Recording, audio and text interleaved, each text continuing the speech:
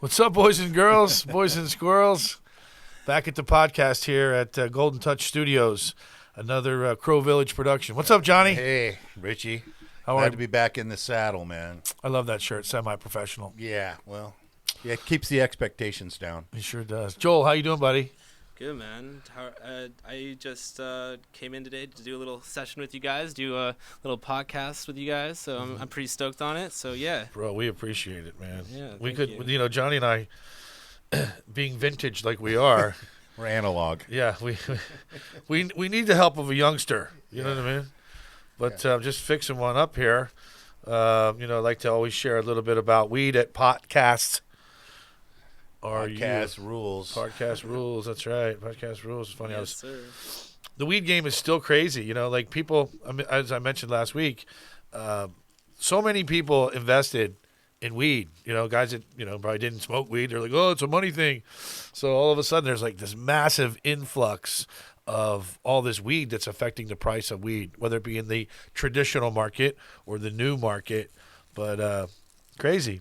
A lot of great products. I still meeting a lot of great people each and every day. Still loving it, but it's a tough gig. Still working with my boys on trying to get Smokers Choice LA up. Shout out to the boys, PhD Manhattan and Wheel of Fortune. But otherwise, it's just another day in paradise, John. Well, that's going to be shaken out here pretty soon. I mean, most industries do that. The strong survive. We talked about that before. You kick ass. The great shakeout. Because you get after it. And there's still, it's still weed, so there's still a bit of a clandestine thing going on with certain people that are running it. I just saw a thing they raided a guy in Santa Ana this past week. I don't know if you saw that big place because they weren't compliant or they were doing something that was non-compliant. Yeah, they weren't compliant, and taxes or whatever. So, the strong survive. I want to read you something real quick here. I'm sorry to interrupt you. So this is a guy in San Diego, and I won't mention his name or the facility, but he's like, hey, sorry for the lag on this. We're just seeing a huge pivot in flower prices. Weed just doesn't cost $30+ anymore, which he doesn't know what the fuck he's talking about. But and the two strains I won't mention, are his favorite strains in the state. And I'm willing to try it again, but it has to sell at a faster velocity. What could we do? And he mentions Alien Labs have dropped their price, and CBX has dropped their price, and we'll drop it again in 6 months. At the $25 brands are down to as low as $16 wholesale for an eighth of weed. And La Mesa is a blue collar area.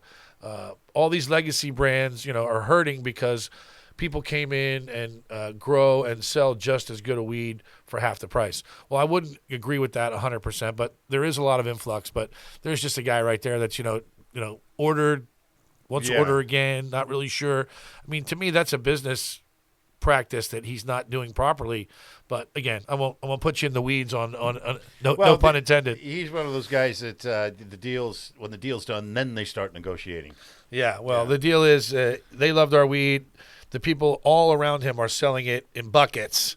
So to me, that's like, you're not doing something correctly. But in any event, weed is still there. It is not as easy to make as much money, but for the consumer, it's great. So we were talking earlier about psilocybin. Ooh. And What are you accusing me of? Because, the mushrooms are a thing now, right? I mean, they always have been, and we're a thing in high school. Ate some last night? Yeah, we used to go to El Dorado Park. My friends used to go to El Dorado Park in Long Beach, and they would pick them in the morning and go to school. But anyway,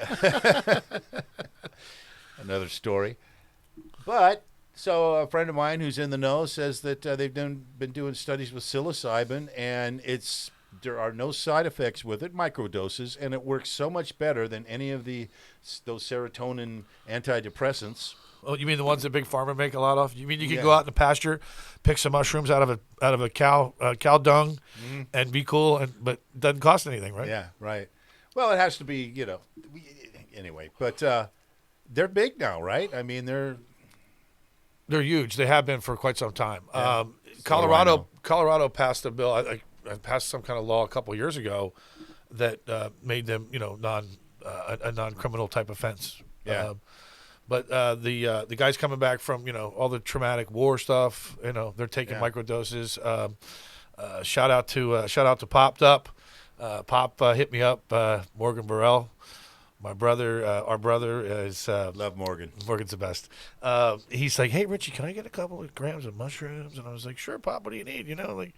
So he's like, hey, it's really working out. Like he told me, he's like, energy and creative and clear headed and. It suppresses appetite. Yep. And again, it's not it doesn't fuck your liver. It doesn't fuck your kidneys. There are no side effects. There are no side effects is what they found. And people are microdosing LSD now too. It's big in the corporate world. I don't know anything about LSD. Yeah, I don't know anything about. I just know it came in green barrels and orange barrels and blotter and liquid. Sugar cubes. Yeah, and liquid. But other than that, I don't know anything about it. But I do know one thing about that. Your famous motto. Go ahead. You do it. No, you do it. You can always eat more, but you can't eat less. That's a fact. That is a fact. Any type of mushroom, LSD, even if you're getting into edibles, know your dose. Have a little bit. Wait a little while. See what happens.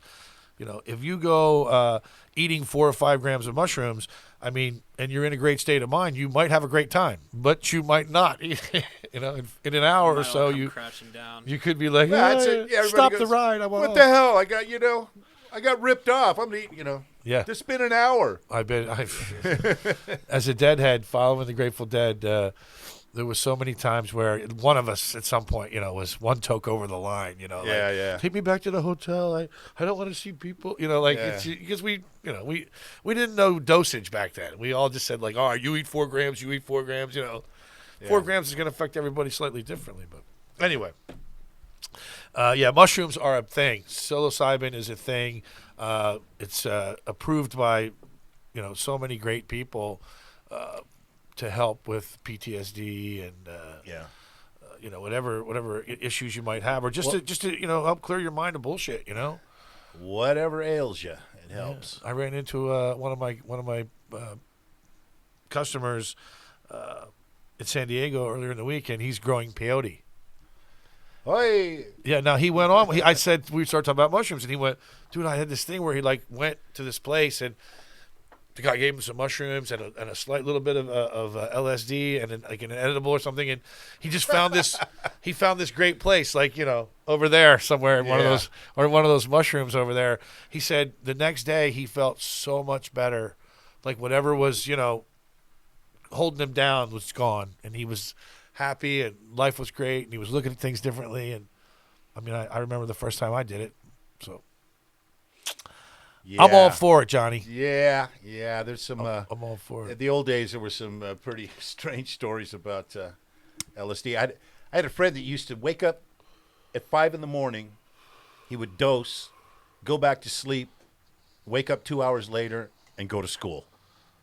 Yeah. I don't know how the hell. Yeah, because doses for me when I was 17 or 18 years old, I think was the first time I did LSD.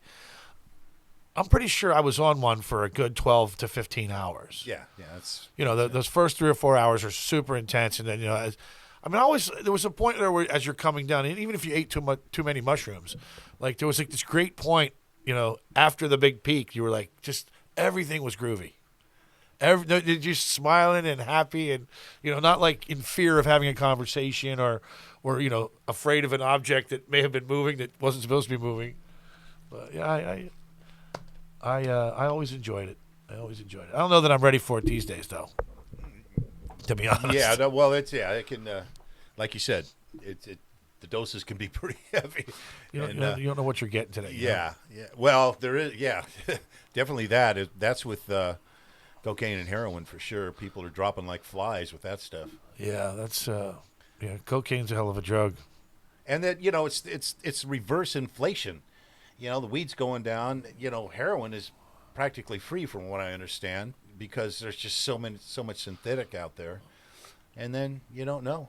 Yeah. One or 2 grains of the wrong stuff and you're toast. Yeah, the sirens are coming to pick you up, Well, we were talking about a couple weeks ago a celebration of life, I think. I was going to a funeral for a family friend who was in her 90s, when she died, and you were going to a service for some poor young girl that had overdosed.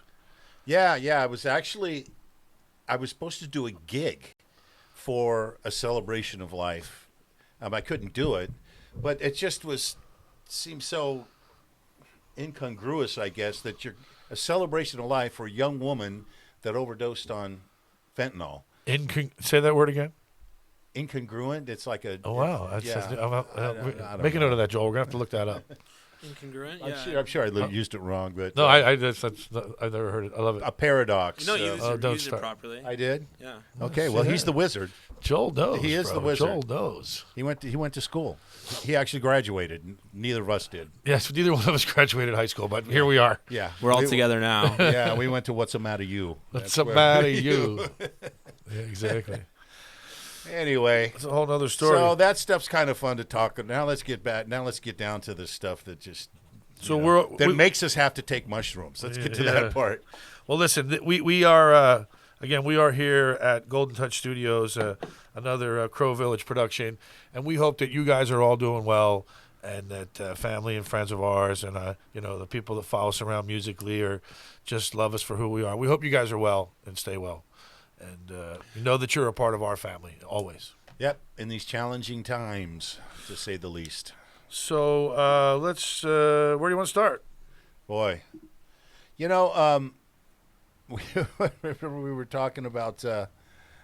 We did a lot of talking about Disney earlier, and what Disney meant to us, and what we remember about Disney, and it's different now.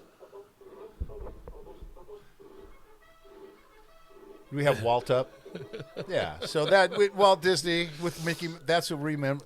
Mickey Mouse, all the carefree happiness, and well, I think there was a part in the intro. Now, this is in black and white, and I was born in '66, and I remember seeing it as a youngster, but I don't remember exactly. I don't remember exactly what the intro was. But doesn't he say, "Welcome, boys and girls"? Yeah, Sheriff John said it. Everybody said it. Everybody said boys and girls. Yeah, well, you can't say it anymore. No, you can't, and Which, you get in trouble if you do. Like I said, wifey works for an airline, and you can't believe the hoops they have to jump through, and they're all just walking on eggshells. But we were talking about what Disney, and all these other corporations that are going down this road. They're either thinking about their bottom line, and they think that that's what's going to help them, when it's just a small group of population that buys into what Disney's doing, or they really are true believers, and either one's not that great, Well, I was tidbits this week about the word gay.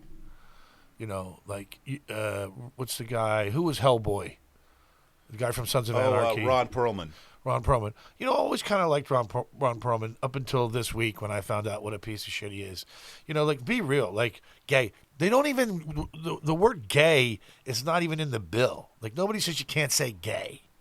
Right. They're just trying to find a way to not push these things to small children that can't comprehend things as it is. Right. Do you know what mommy and daddy are? Do you know about sex?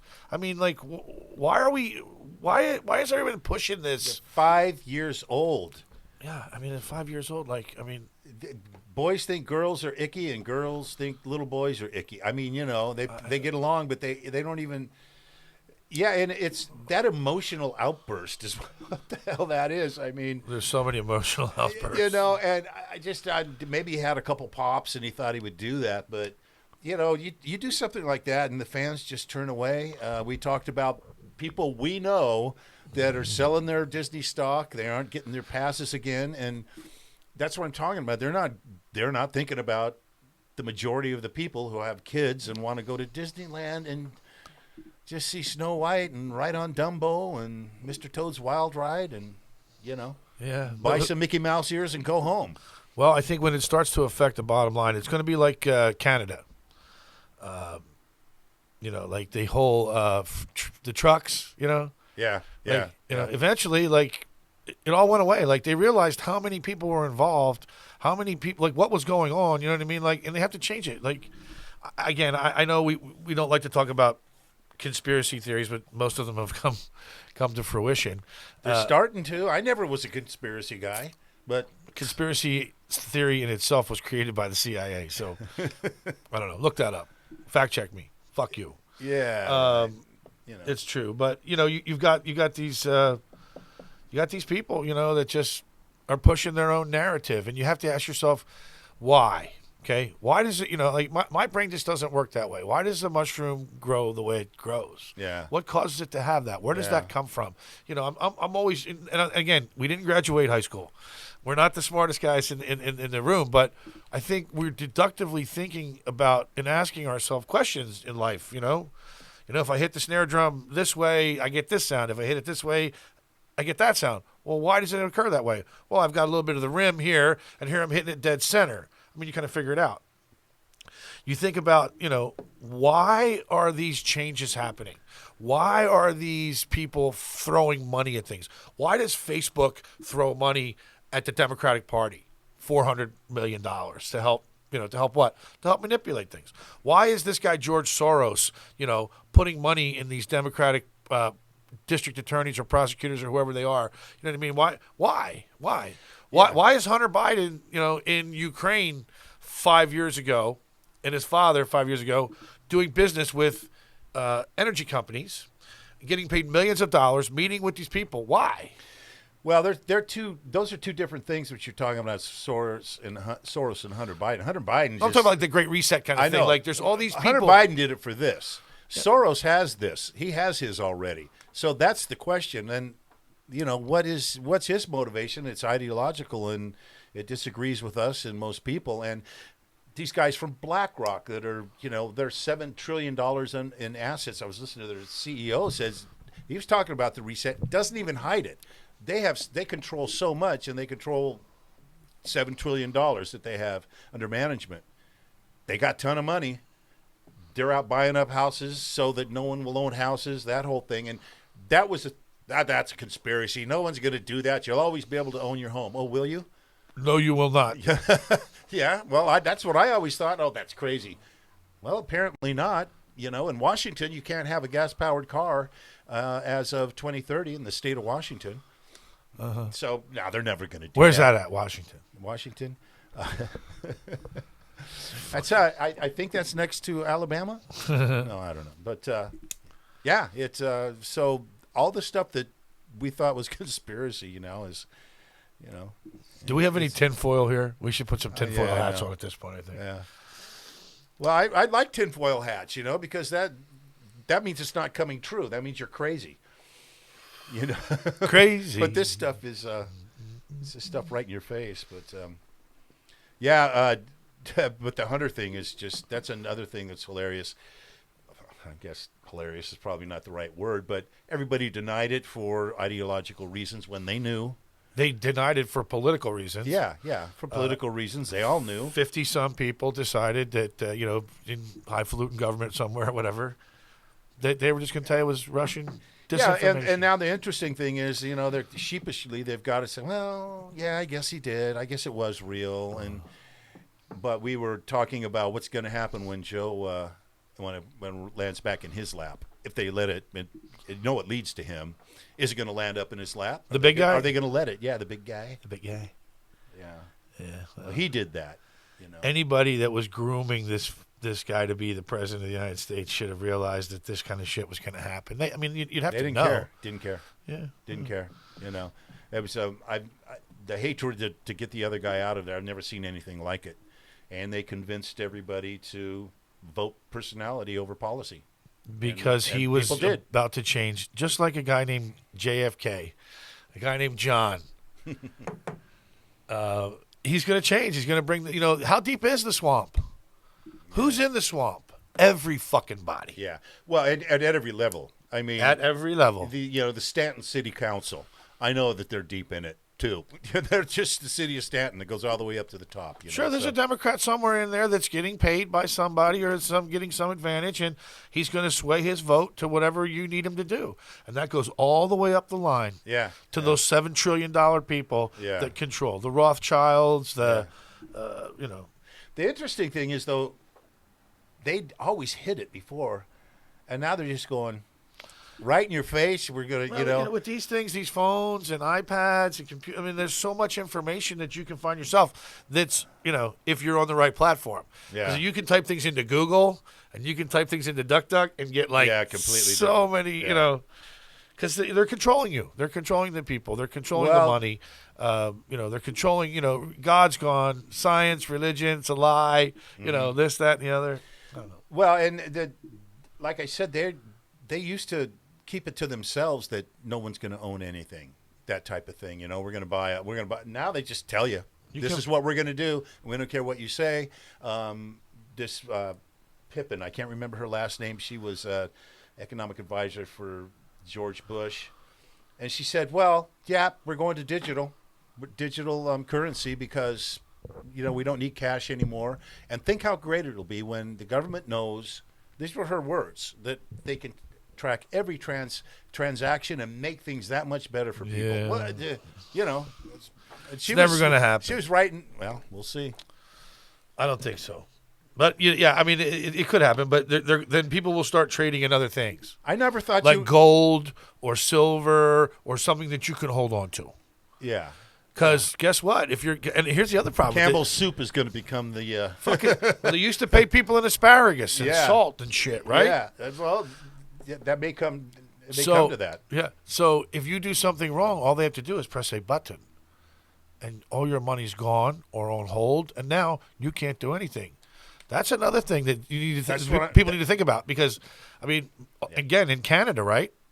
Are we going to get our Canadian friend on here sometime soon today? Yeah, no, we've got Jeff will be on in a couple minutes. So I know he's chomping at the bit. Yeah, he's on his third Crown Royal, so we should probably do it very quickly. Yeah, I mean, they took the availability of these guys to use their own funds or use funds that were contributed to them to help their cause. So I mean, that again, that's already happening. Look at the big fucking picture, people. All right. These people don't care about you or your family, okay? Push comes to shove, they're going to sell you down the river. This guy, Hunter Biden, and all this bullshit, this guy should have been prosecuted a long time ago. Right. But because he's an oligarch, basically, Nancy Pelosi, all these people, they're the old, what's that, what are they, orders for, or laws and rules for thee, but not for me, kind of bullshit, It's I was watching the Timcast, my boy Timmy, Tim Pool. It's the Hunger Games. It's the Hunger Games. I mean, it's moving that way. I was never a fan, but thanks to Parker, I think I watched it. But anyway, Jeff, is he there? Should be. Let's bring Jeff in. Yeah, Jeff, you're in if you want to start talking. Yo. I'm here. Hey guys, how are my two favorite Southern California dudes? We're still here. And we're curious why we're your favorites California dudes. But thank you. So we don't have enough time to explain. Yeah. So Jeff Ward is a good friend of ours and a musician and entrepreneur and handsome dog, handsome, powerful man, and smart man. That's why we have him on.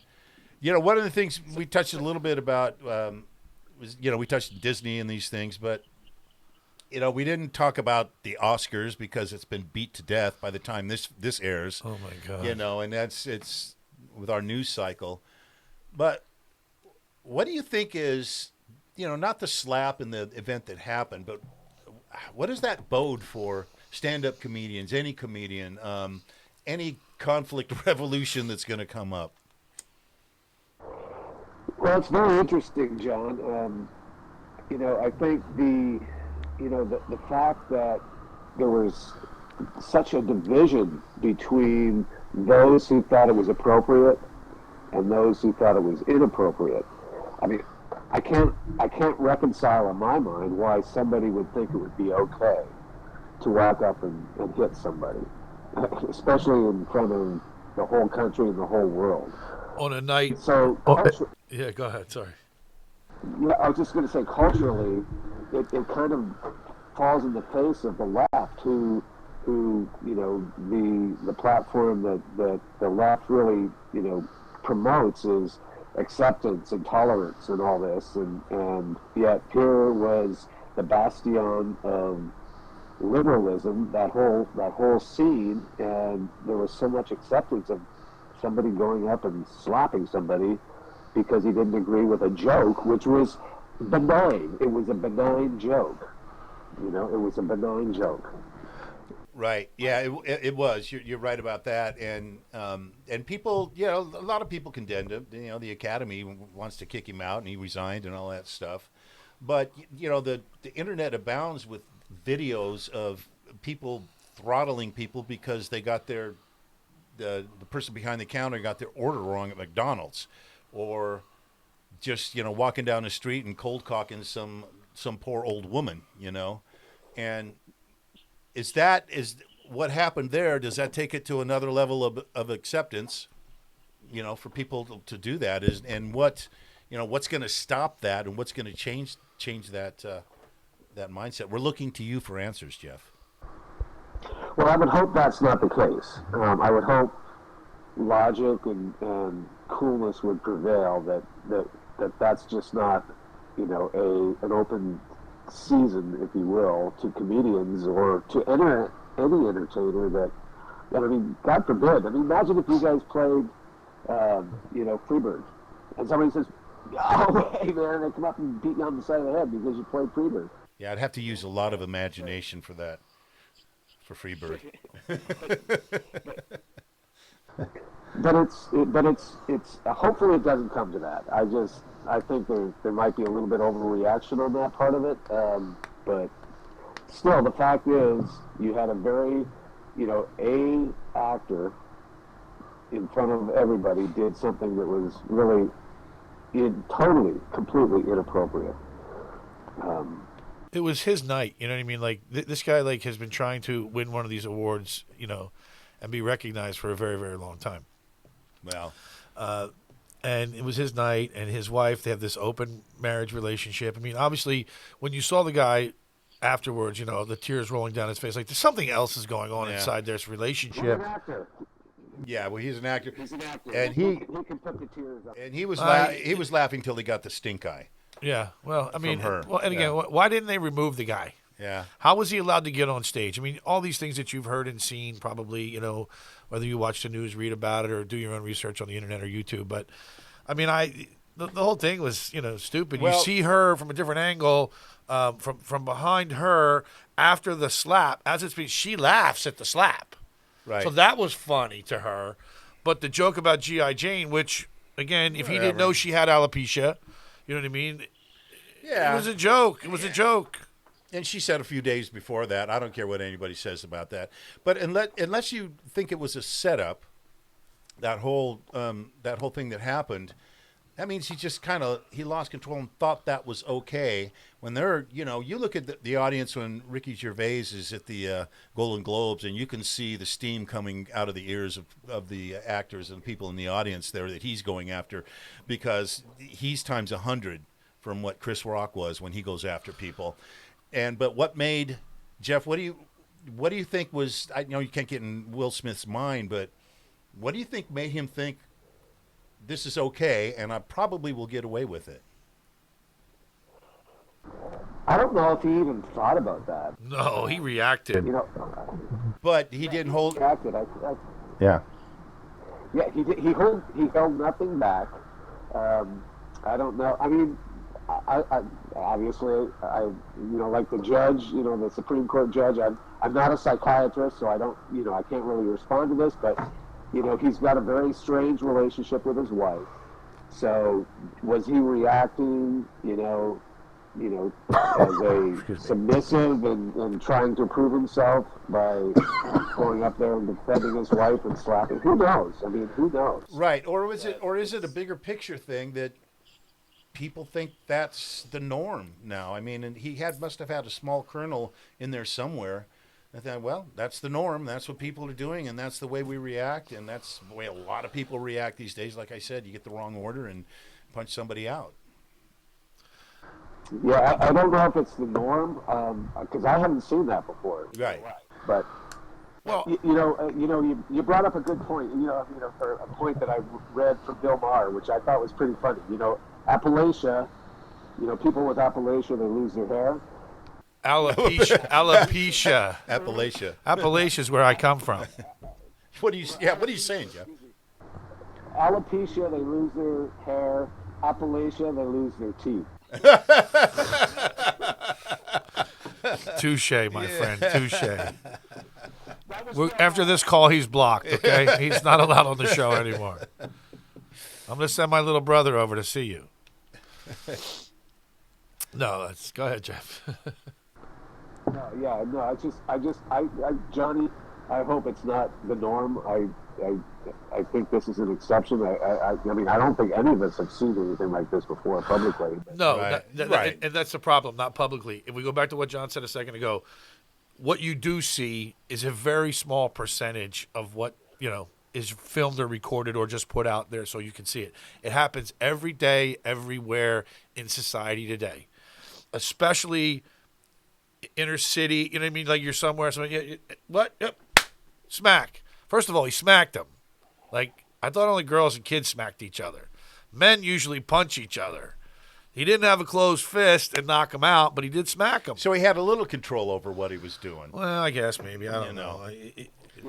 The whole thing to me, and they seem to have found a video or documentary or some type of infomercial that he did like 20 years ago where he's actually anti-violence, anti-reaction, fighting physically kind of stuff. But it happens all the time. Yeah. I mean, everywhere in hip-hop world, I mean, let's go disrespect, okay? Let's do, diss raps where Johnny's rapping about something and doesn't like me, and he does a rap or puts a song out or a track out about me. Well, I don't go smack him. I go fucking shoot the kid. There's last year 200 rappers were killed by other rappers about their music. Rough sport. It is it's a fucking sad thing, but don't. If you guys read the essay or the response that Kareem Abdul-Jabbar put in, did you guys read that? Right. Yeah, I did. I did. I did not. Go ahead. He was spot on. He was spot on.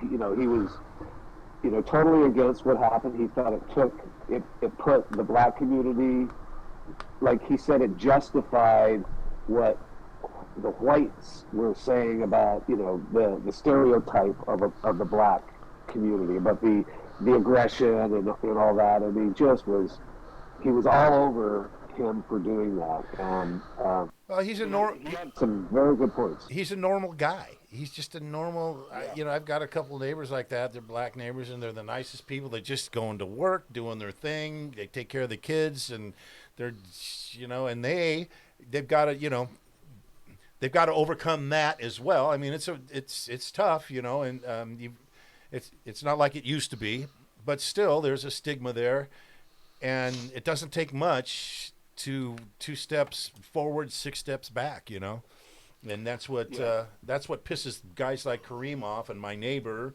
and Tyrus, pisses him off, Love Tyrus. Yeah. Shout out to Tyrus. And he was I was watching him the other night, and he goes, damn, we just, we get to this point where everything's going good, and somebody does that. And so, like I said, now they got 3 steps back, and it's irritating is what it is.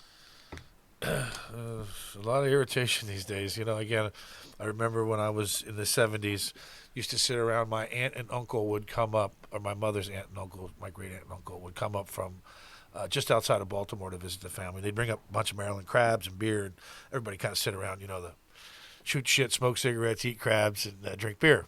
And they would talk about how the world was so fucked up, and gas was ridiculous, and there were lines for fuel. Look, they said, glad we're not going to live forever. And I was like, as a youngster, you're like, why would they say that? You know what I mean? Like, yeah. And now I fucking know. You know what I mean? Like, thank God my son's old enough, because what was going on last year and a year and a half in school, and what you got to do, what you don't got to do, and you can't go to school unless you're, what was that, the COOF thing, that went away when we started this war with what's his name? I'm happy that I'm not going to be around to see shit like that. Because it really would piss me off. More angry than I was earlier pre-show, talking about what happened last night. And you must have been really pissed off then. Like, I mean, I haven't seen you like that in a while. We're not going to go there, but yeah, as a 56-year-old male, I did some time with Uncle Sam in the Marine Corps. I did the Boy Scout thing, a Mason, a Shriner. I was in the Royal Order of Jesters. That's all a bunch of information. You're probably like, oh, this fucking guy. No, we didn't sacrifice people. I'm not involved in some new world order. I was just with a bunch of guys that were old guys that like to drink and help other people, especially children, Shriners Hospital, that kind of stuff. But,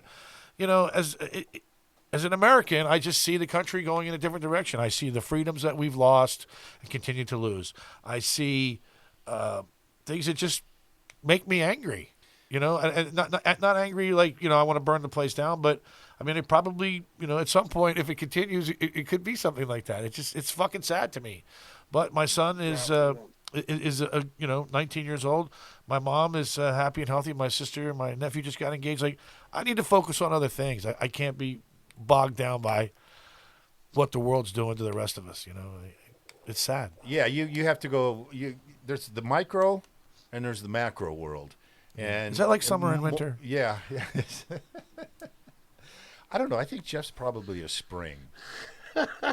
His coloring. But go ahead, give me the micro. Give me the micro and the macro. Well, the micro gets more important for me. My world starts to shrink, and it's the family, the band that I play with, the musicians I hang with, Joel. That type of thing. I'm just starting to concentrate on that. Yeah. The unfortunate part is you can't sit around. I mean, that's the one thing, and because the next thing it's on your doorstep, But anyway, just one more thing before we move forward. On that note, there are some people, friends, people I've known for a long time. One of them just relocated from Philly, North Carolina. Love them, love their family. But he's like, why are you so angry? Like, why are you so angry? I'm like, I'm not really angry. I'm concerned. And the problem is, if more people were concerned, I don't know that it would be the way that it is. Yeah, just go put your fucking head in the sand over there and do your thing. You know what I mean? Other friends, you know what I mean? Like, we're not always going to agree on shit, Right. But when it comes to people's doorstep, like I said, then hopefully it's not their concern. Too fucking late. Their concern's not too late. Yeah. So, what else is going on with you, Jeff? Well, I was just going to say, I wanted to comment a little bit before I got on the show about the Canadian thing that Richie you brought up. Oh yeah. Born and raised in Canada, there's a cultural thing that Canadians have, and quite honestly, I still have a lot of it, and it's not a purposely driven thing, but Canadians typically are very responsive to government. Yeah. It's just always been the case. I mean, government, if they say it's right, it's right. There's really there's no need to question. It's not like you can't question. It's just, they know, so it's like, well, it's right. And so that's coming here to the States and then, going through, like I came here when I was a late teenager, and then, my adult life started here, and recognizing the liberties and the freedoms and just kind of a more, maybe protestational type positions on things, but, seeing what was happening in Canada and what Trudeau did as far as restricting, the access to financial institutions and all those things, I could not believe it. Yet, friends, relatives, and whatnot in Canada were kind of going along with it. And I understood it, I recognized it, but I was not happy with it. I mean, I voiced my opposition, but I can see where they're coming from. And this is the type of mindset and the type of culture that oppressive regimes around the world take control, because they don't have the populace that's going to oppose them. And where if we don't do what like Richie, I mean, Richie, I mean, I don't ever perceive your posts or whatever you say as anger. I mean, it's posting a position that is saying, hey, don't screw with us, guys. I mean, we are Americans, and we're not going to take it. And if there's enough, certainly there's going to be opposition. We don't see that so much in Canada and so much in Canada's always been fairly socialistic, always, even when I lived there. And it's become more and more to the left as time goes on. But when you see what's happening globally, and you spoke about the Great Reset, the global world order, that's all happening, and it's that type of a submissive mindset that allows that to happen. And I think the Americans, the U.S. piece of this is critical in not succumbing to those types of ideologies.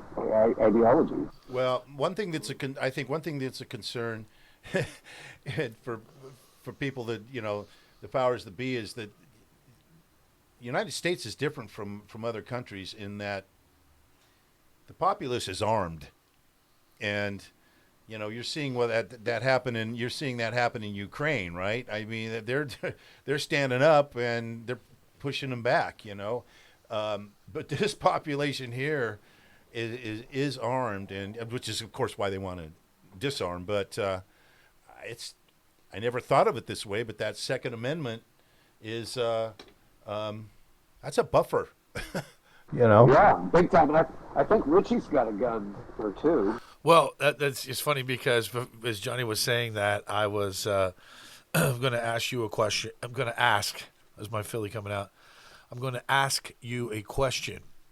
What are gun laws in Canada like? Pretty strict. Pretty strict. I was there. Now, in that if you had, for example, a handgun, you had to, and the only way you could take a handgun from your home to anywhere else was you had to show or prove you were going to a gun club to shoot. So you were still able to buy them. Like my grandfather had a few guns, but it was very restrictive and very controlled. Okay. Kind of like what is California in a sense right now, but more. But things may have changed, since I've moved here. I honestly cannot say what it's like today, but I think it's still pretty restrictive. We should get somebody that we need a gun expert that we can call. So I know a couple guys.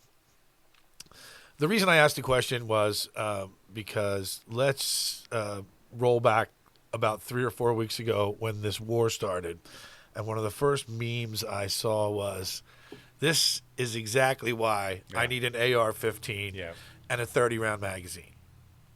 I don't hunt. I don't hunt. My brother hunts. My nephew, my niece hunt. My uncles, my father, they hunted. You know what I mean? I don't really think my grandfather on my mom's side did much hunting. But I have weapons to defend myself. I have weapons to defend my family and my friends. I have weapons to defend my own personal freedoms, and I have weapons to, in the event that someday somebody would come to the United States of America, somebody does a beach landing in Dana Point, they're in trouble. All right. Yesterday, I was out in the desert with shout out to Krusty the Clown and Captain Debo's, a couple of the guys on the squad. We were out doing some shooting. But I mean, you really, that's, it's part of my Second Amendment right. You know what I mean? To be able to protect my freedoms. I love guns.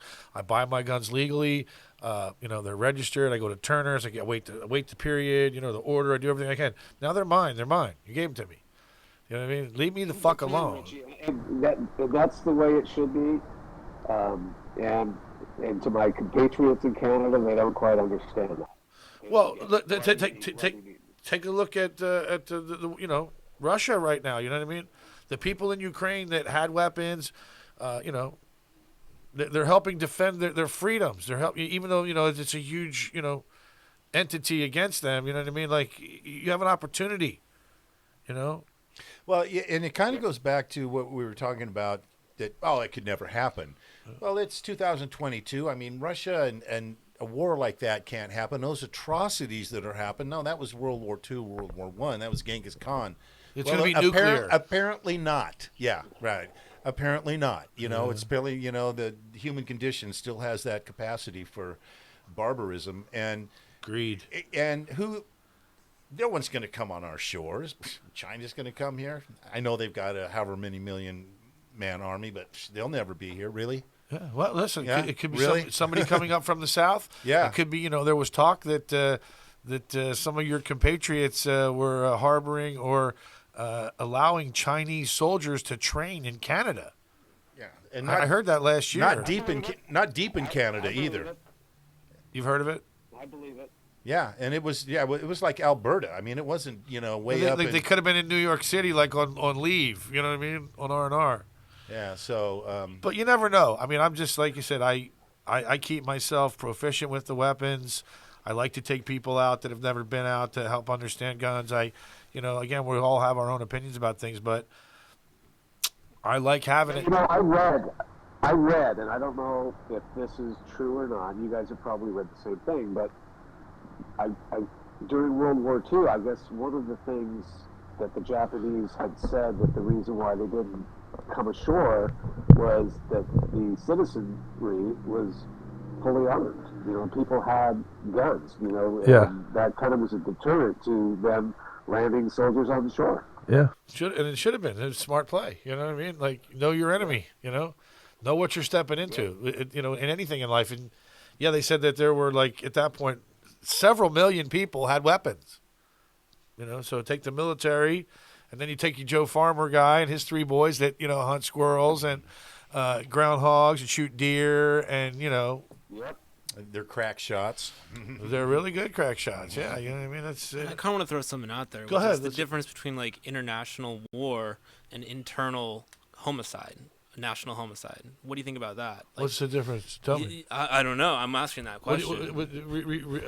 Reiterate the question. Yeah. Yeah. So my question is, what's the trade-off between international war and homicide inside the nation of the United States? You mean as far as the death part is concerned? Yeah, death toll. Well, problems. What's the difference? Destruction. Oh, like you mean like if we have guns, or even for potential or risk elements of that. Well, international is more about government and land and that type of thing. And on a small scale, I guess it's about turf in the inner city as well. But that is more about it, unless it's a robbery, it's more about saving face, and it's more about, like you said, the 200 rappers that were killed by other rappers. It's that type of thing. And international is more very talented. It's more about confiscation. That's what wars have always been. That the big myth is that more people have died in the name of religion than anything. Well, that's not true.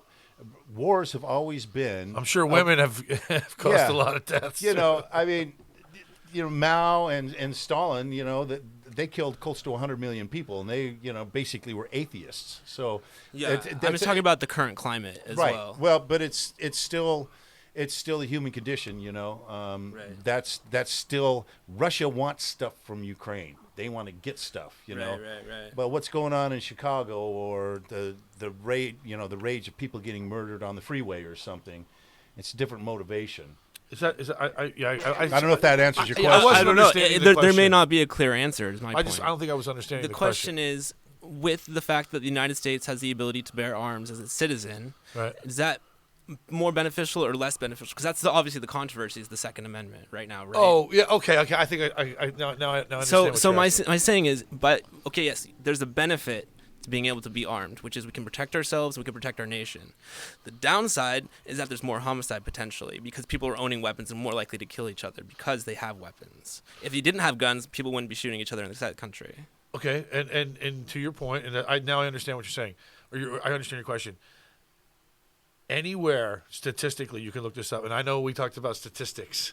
Like I don't mean to be the statistic guy, but they say in places where we all could have guns, whether they be concealed carry or open carry, there's way less crime, way less murders, way less robberies. Okay. Because if we all have guns, right?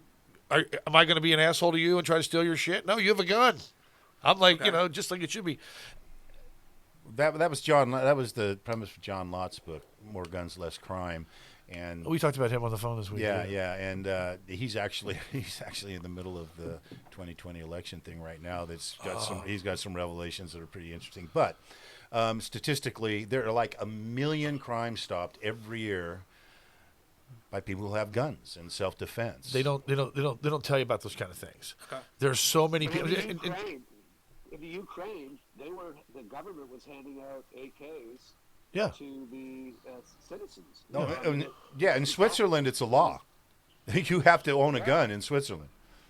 To be part of the national defense. Exactly. Yeah. Well, and there's a lot of hunting and everything that goes on there. I mean, ultimately, I think there's a lot of mental health issues, people, whether you be, this country or another. If you had a gun, you might shoot yourself. There's a lot of gun by suicide, but those numbers are not Staggering. I don't think they're staggering at all. And I think, well, it's just like, I don't mean to, but they said that, black men were being hunted by police and shot and killed in the street.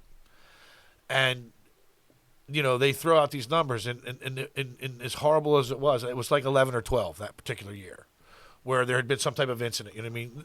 The news people use those numbers to push their narrative. But I'm a firm believer in that, and I carry a gun with me every day. Mm-hmm. Every day. I don't have it with me right now because I was shooting yesterday, and it's dirty, and it's in a case with 4 or 5 other guns. But I don't tell people I have a gun. I don't show people that I have a gun. You know what I mean? I don't brandish my firearm. I keep it in my bag in case I need it. In the event that somebody comes up to me with a gun and wants to take what's mine, or I see something else horrible that's happening, and I decide to make that move, you know what I mean, to help that person. Okay. You and your girlfriend or somewhere, whatever. So I guess it comes down to everyone's in the country allowed to pretty much bear arms, pretty much. Well, but there are according to the Constitution of the United States, but there are exceptions. Each municipality or state has the ability to.